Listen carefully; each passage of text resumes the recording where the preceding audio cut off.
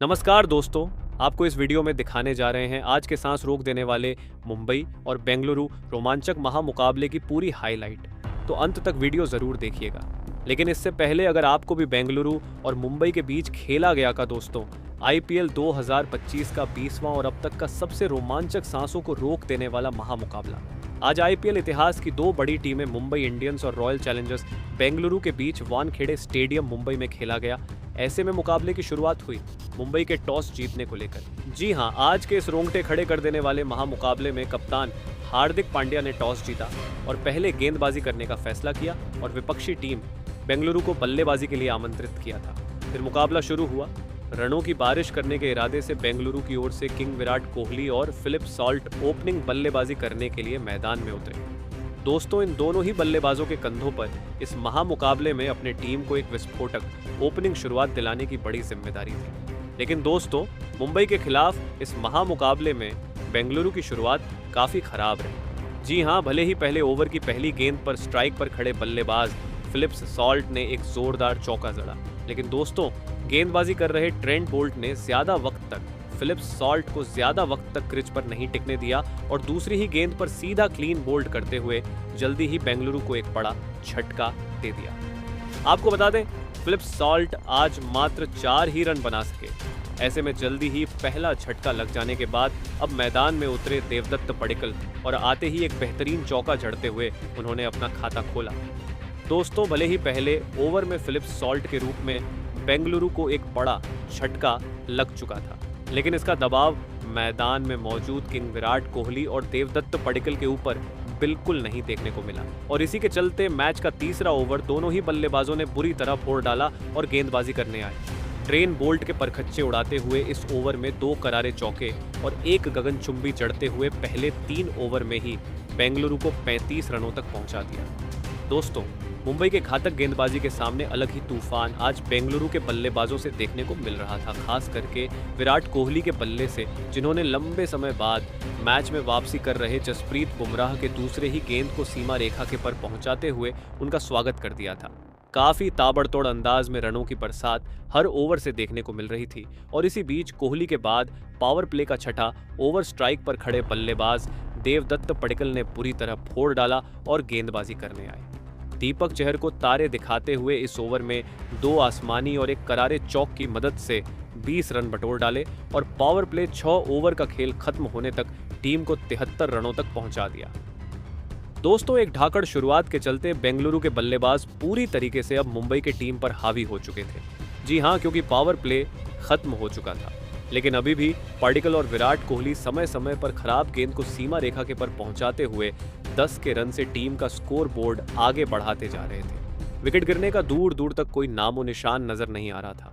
और दोस्तों, इसी बीच मैच के 9वें ओवर में किंग विराट कोहली ने एक गगनचुंबी जड़ते हुए महज 29 गेंद में इस महामुकाबले में अपना धमाकेदार पसा जड़ दिया। मुकाबला भले ही मुंबई के वानखेड़े स्टेडियम पर था, लेकिन अब सभी प्रशंसकों से आरसीबी के नारे सुनने को मिल रहे थे। ऐसे में मुकाबले में वापसी करनी थी तो मुंबई को किसी भी हाल में इस जोड़ी को तोड़ना अब जरूरी हो चुका था। और दोस्तों, आखिरकार यह काम करके दिखाया विघ्नेश पुथुर ने, जिन्होंने 9वें ओवर की अंतिम गेंद पर देवदत्त पडिक्कल को बाउंड्री पर विल जैक्स के हाथों कैच आउट करवाते हुए बेंगलुरु को दूसरा झटका दे दिया। आपको पता, देवदत्त पडिक्कल 37 रन की पारी खेल आउट हुए।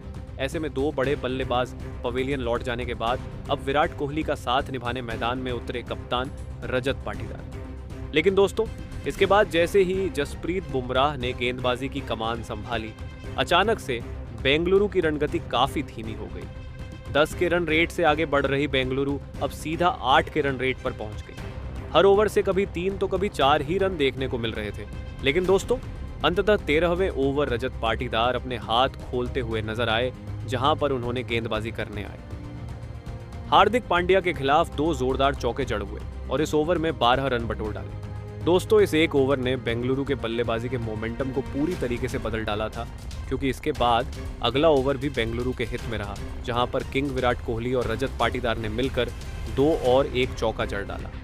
दोस्तों, बेंगलुरु की टीम अब एक बार फिर रफ्तार पकड़ती हुई नजर आ रही थी, लेकिन तभी मैच का 15वां ओवर लेकर आए कप्तान हार्दिक पांड्या ने अपने गेंदबाजी का जादू बिखेर दिया और एक ही ओवर में बेंगलुरु को दोहरा झटका दे दिया।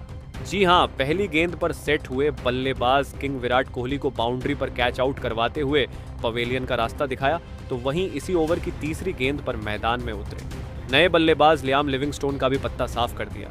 आपको बता दें, किंग विराट कोहली 67 रन की धमाकेदार की पारी खेल आउट हुए, तो वही लियाम लिविंगस्टोन आज अपना खाता भी नहीं खोल सके दोस्तों। लगातार इन दो बड़े झटकों के चलते अब मुकाबले में मुंबई की टीम वापसी करती हुई नजर आ रही थी, क्योंकि 4 प्रमुख बल्लेबाज अब पवेलियन की राह पकड़ चुके थे। ऐसे में अब मुंबई के गेंदबाजों का सामना करने मैदान में उतरे जितेश शर्मा जरूरत थी अब हर गेंद को सीमा रेखा के पार पहुंचाने की, क्योंकि अब मात्र अंतिम 30 गेंद का खेल बाकी था। और दोस्तों, ऐसी ही कुछ झलकियां बेंगलुरु के बल्लेबाजों से अगले ही ओवर में देखने को मिली, जहां पर मैदान में उतरे नए बल्लेबाज जितेश शर्मा ने ओवर में अपना असली रंग दिखाया और ट्रेंट बोल्ट के खिलाफ 2 गगनचुंबी जड़ दिए। लेकिन असली मजा तो 17वें ओवर में आया, जहां पर रजत पाटीदार ने एक बार फिर साबित करके दिखाया क्यों उन्हें विस्फोटक बल्लेबाज माना जाता है। जी हां, क्योंकि इस ओवर में रजत पाटीदार ने आतंक मचा डाला और गेंदबाजी करने आए। हार्दिक पांड्या के खिलाफ लगातार 2 गेंद पर 2 आसमानी और अगली गेंद पर एक जोरदार चौका जड़ते हुए मात्र 25 गेंद में मुंबई के खिलाफ अपना तूफानी पसा जड़ दिया दोस्तों।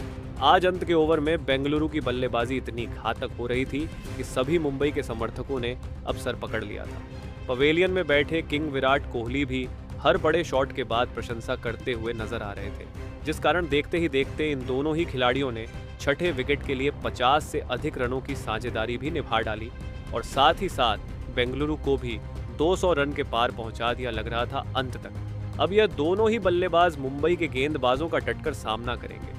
लेकिन दोस्तों, 19वें ओवर में टीम के लिए बहुमूल्य पारी खेल रहे रजत पाटीदार आखिरकार अपना धैर्य को बैठे और एक बार फिर बड़ा शॉट खेलने के चक्कर में विकेटकीपर के हाथों कैच आउट होते हुए पवेलियन का रास्ता नाप लिया। आपको बता दें, रजत पाटीदार 31 गेंद में 64 रन की पारी खेल आउट हुए।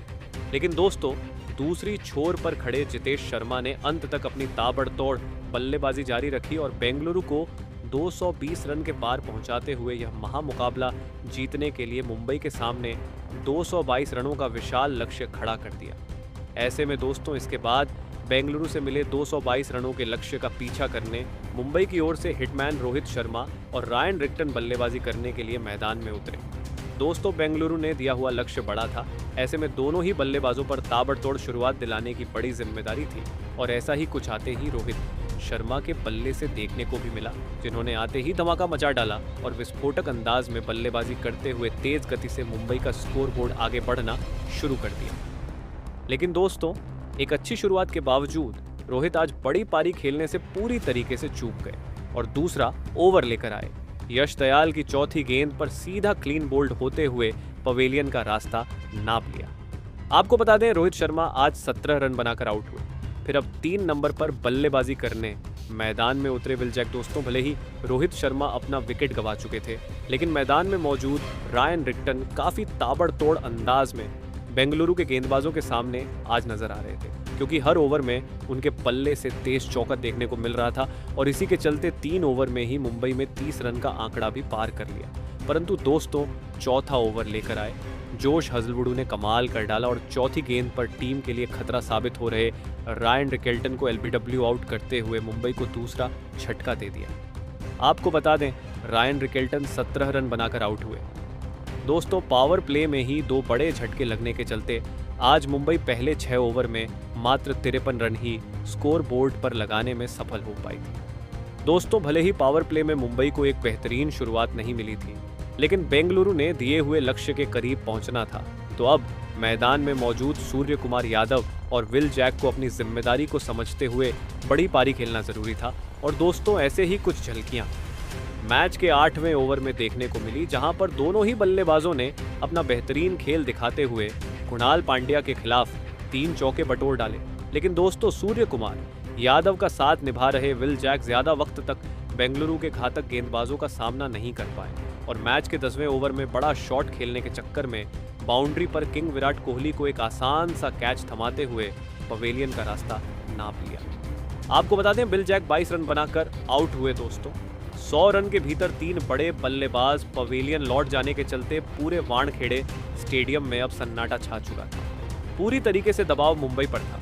ऐसे में अब बेंगलुरु के गेंदबाजों का सामना करने मैदान में उतरे तिलक वर्मा, लेकिन दोस्तों विकेट गिरने का सिलसिला रुकने का नाम ही नहीं ले रहा था। जी हाँ, क्योंकि एक ओवर बाद मुंबई को और एक बड़े झटके का सामना करना पड़ा और इस बार बेंगलुरु के तूफानी गेंदबाजों का शिकार बने मुंबई के महत्वपूर्ण बल्लेबाज सूर्य कुमार यादव। आपको बता दें, यश दयाल ने सूर्य कुमार यादव को 28 रनों पर आउट किया। ऐसे में अब टीम को जीत दिलाने के इरादे से मैदान में उतरे कप्तान हार्दिक पांड्या और आते ही उन्होंने मैदान में धमाका मचा डाला और अपने पारी की पहली ही गेंद से चौकों की बरसात करते हुए 19 गेंद में तिलक वर्मा के